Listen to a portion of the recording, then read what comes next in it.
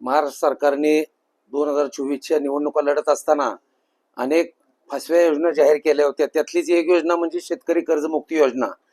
ती शेतकरी कर्जमुक्ती योजना आता इलेक्शनला 1-1.5 वर्ष होऊन गेला तरी सुद्धा ती कर्जमुक्ती योजना अंमलात आणली नव्हती. परंतु काही लोकांनी प्रेशर केल्यामुळे, शेतकऱ्यांच्या प्रेशरमुळं, या महागाईमुळं आणि आमदार रोहितदादा पवार यांच्या कायमस्वरूपी पाठपुराव्यामुळे सरकारला ती घोषणा करणं भाग पडलं.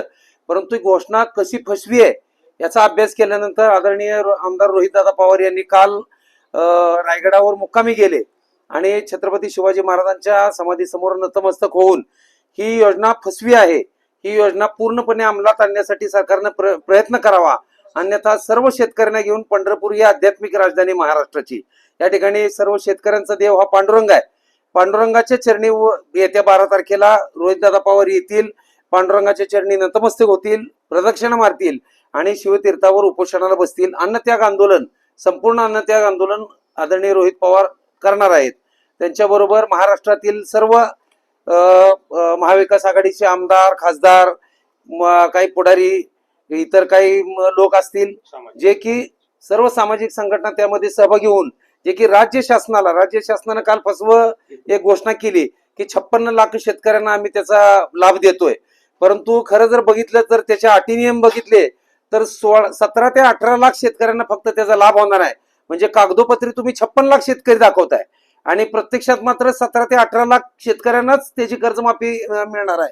खरं तर लाडकी बहीण योजना सरकारनं जाहीर केल्यानंतर सरसकट पहिल्यांदा सगळ्यांनी घेतलं होतं. पण आज जर त्याचे निकष लावले तर साधारण 81-82 लाख महिला त्यातनं बाद झालेले आहेत.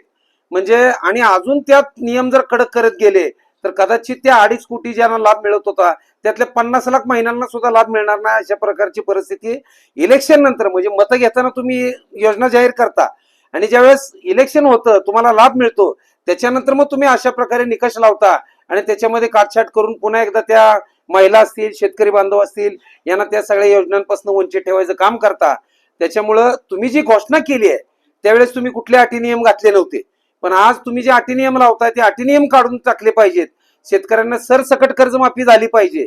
जो 2 लाखाचा नियम आहे तो प्रत्येकाला 2-2 लाखाचा नियम लागू झाला पाहिजे. त्याच्यानंतर ज्यांनी 17चा लाभ घेतलाय किंवा 19च्या कर्जमाफीचा लाभ घेतलाय त्यांना फक्त 50,000 रुपये लाभ देणार आहेत.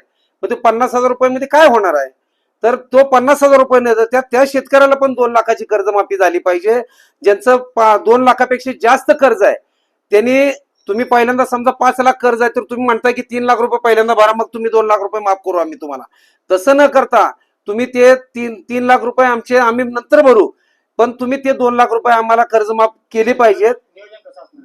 आता अजून 5 दिवस सरकारच्या हातात आहेत. सरकारला जर खरंच शेतकऱ्यांना कर्जमाफी करायची असेल तर रोहितदादांनी दिलेल्या इशाऱ्यानुसार सरकारनं त्याच्यावर अंमलबजावणी करावी. अन्यथा 12 तारखेला सकाळी 7:30-8 वाजता रोहितदादा पंढरपूरमध्ये येतील.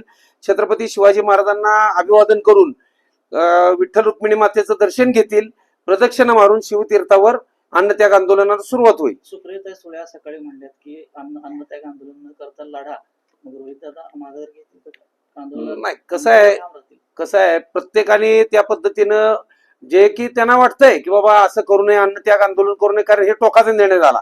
परंतु टोकाचा निर्णय घेतल्याशिवाय हे सरकार ऐकणारच नाही. त्याच्यामुळे रोहितदादा हे अन्नत्याग आंदोलनावर ठाम आहे. आमची बैठक झाली, नियोजनाची बैठक या ठिकाणी पार पडली. आम्ही सर्व राष्ट्रवादी काँग्रेस शरदचंद्र पवार पक्षाचे सर्व पदाधिकारी या ठिकाणी नियोजनासाठी बसलोय. शिवतीर्थावर कशा पद्धतीने नियोजन केलं जावं, येणाऱ्या पाहुण्यांचं काय म्हणजे गैरसोय होऊ नये, भाविकांची गैरसोय होऊ नये, पंढरपुरातील नागरिकांची गैरसोय होऊ नये, याच्यासाठीचे आमचे प्रयत्न राहतील.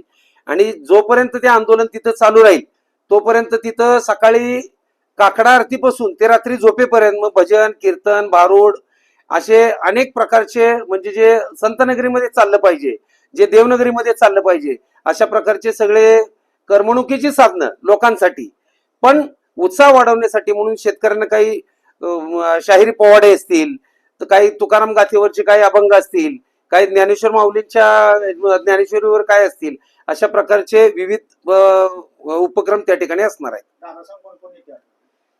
रोहितदादा पवार तर असणारच आहेत, पण महाराष्ट्रभरातनं अनेक आमदार, खासदार त्या ठिकाणी भेट द्यायला येणार आहेत.